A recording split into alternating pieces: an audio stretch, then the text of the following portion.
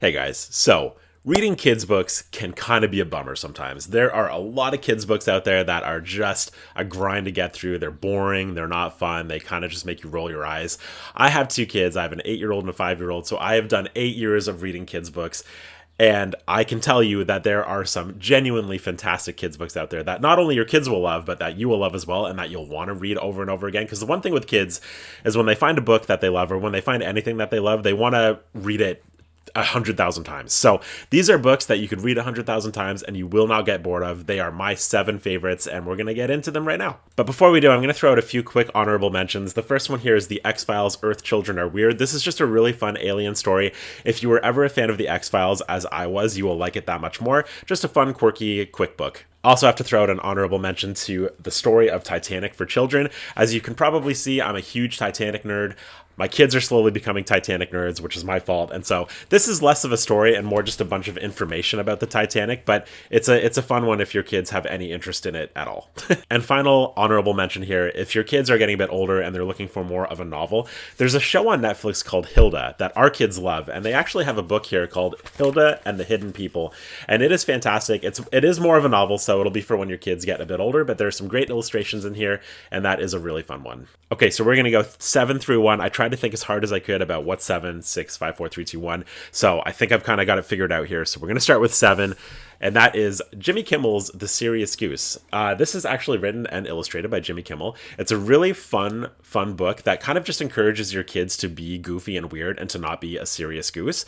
There's a mirror page at the end of this where they can make silly faces into it, and our kids just love it. It's always a good time. Number 6 is a popular one. This is The Day the Crayons Quit by Drew Daywalt. The illustrations in here are by Oliver Jeffers. Oliver Jeffers is amazing. He's got another book in this list as well. And this book is just really, really fun. We follow these letters that these crayons have written to their owner, Duncan, and they're kind of just telling Duncan of their transgressions or their appreciations towards him.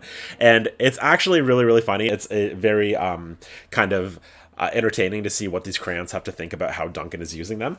And all the illustrations in here as well are they look like they were actually drawn by children, which I think is a nice touch. And this is one, again, that we really don't get bored of. The letters are sometimes a little long, so you can read just 2 or 3, or sometimes you can ask your kids, like, which colors do you want to read today? And have them kind of be a little more engaged in it. It's a really, really fun one. There are a bunch of sequels. There's a Christmas version as well, so if they really end up enjoying it, you can kind of carry on the collection. The Day the Crayons Quit, number 6. Okay, number 5. This is an important one because oftentimes when you're reading a book to your kid, the sole purpose of you reading that book is so that they fall asleep. It might sound bad to say, but oftentimes when we get to that point in the night where we're reading them a story, we're kind of looking over every page to see if they finally conked out. And so reading a book that will help them fall asleep is a beautiful thing. And this is one. This is Goodnight Construction Site. This was always a winner for us. This worked, I would say, 80% of the time when we just needed them to fall asleep. We'd pull this one out. If your kid is into construction sites, obviously, or the vehicles, the materials, whatever, they'll like this that much more. It's a fun, rhymey book, and it is a book we just go through a construction site and say goodnight to all the different pieces of equipment. Encourages you to fall asleep. It is kind of a sleepy book. It's a good one to put on your soft kind of like working hard to help his team. Crane truck raises one last beam. Put on that kind of soft reading voice, and they'll be out. So Goodnight Construction Site was a big winner for us for that reason. Another one that is great for sleeping, and that is Dream Animals. It's in the title, Dream Animals.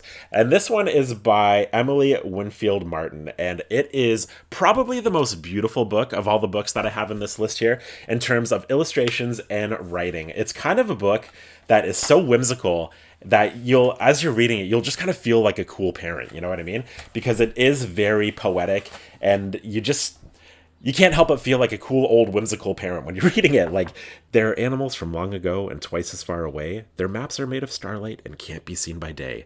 You just feel good reading it. And again, the illustrations in here are really, really cool. Another book that really encourages your kids to just get to sleep. So for that reason, again, Dream Animals is number 4. Now, this next one has nothing to do with sleep. It's pure fun and very interactive, which is why I'm putting it on here. There's a Ghost in This House by Oliver Jeffers. I mentioned Oliver Jeffers. He did the illustrations for The Day the Crayons Quit, and he also did this one here. This is a really fun one because we just follow this girl through her haunted house, and our kids love this book because they like taking the tour of the haunted house with this girl. But more importantly, after you read the page, there's a ghost in this house. you'll see the girl there in her living room, and then there's this transparent page that you put across before you turn that reveals some ghosts that are in the room that you didn't see before. And our kids love that aspect of it. They love finding the ghosts and they love telling us what the ghosts are doing. So it is a very fun interactive book, and ghosts are cool. And I think reading ghost stories to kids is very fun. And this is not scary. It's just a very fun little quirky book that we like quite a bit. Okay, we're down to the final two. I base these two sheerly on the amount of times that we read them. These two books are the books that we read more than any other book, and I can safely say that we are still not sick of them. I would still read them today if they asked. And the first one here is, so this will be number 2, all-time fave. This is Goodnight Already. This is by Jory John and Benji Davies. It is a really fantastic book about a grumpy old bear that just wants to get to sleep. He's tired. He's in hibernation mode, and he has this duck for a neighbor that is just full energy, that loves this bear and just wants to go over and wake this bear up and bug this bear and do fun activities with this bear. And our kids just find it hilarious. It's hard for our kids to laugh out loud at a book, but this is one that does it every single time because they just find the duck to be such a hilarious character. And if you like putting voices on for your books, it is a really, really fun one to put on an old kind of grizzly voice for the bear and kind of on a high-pitched annoying voice for the duck. I don't know if I can. I've never been so tired. I could sleep for weeks, months even. I've never been so awake. I wonder what old bear's up to.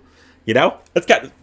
Sorry to be annoying, but it's a fun one to put voices to, and yeah, just always a winner for our kids. They really, really like this one. Just a fun one. Maybe not a great one to get them into sleep mode because it will kind of make them laugh and jolt them up a bit, but a great book nonetheless. All right, number 1, our most read book ever. It's still a book that I actually love. I would sit down and just read this to myself, and that is why I'm putting it at number 1, because our kids love it.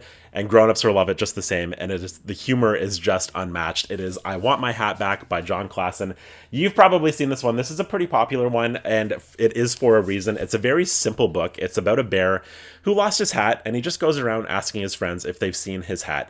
And that might sound really, really boring, but the dry humor that exists in this book is so hilarious, and it genuinely makes me laugh out loud every time I read it. The ending is hilariously gruesome as well. However, kids won't really quite, I don't think, pick up on it at a young age, but you will, and you'll probably be holding back some laughter, and your kids will be like, what are you laughing at?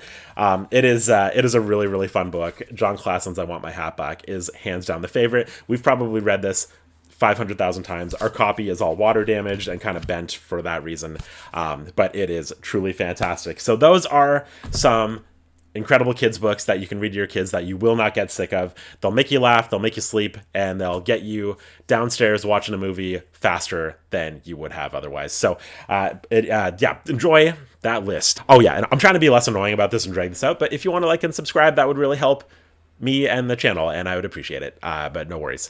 Either way, bye bye.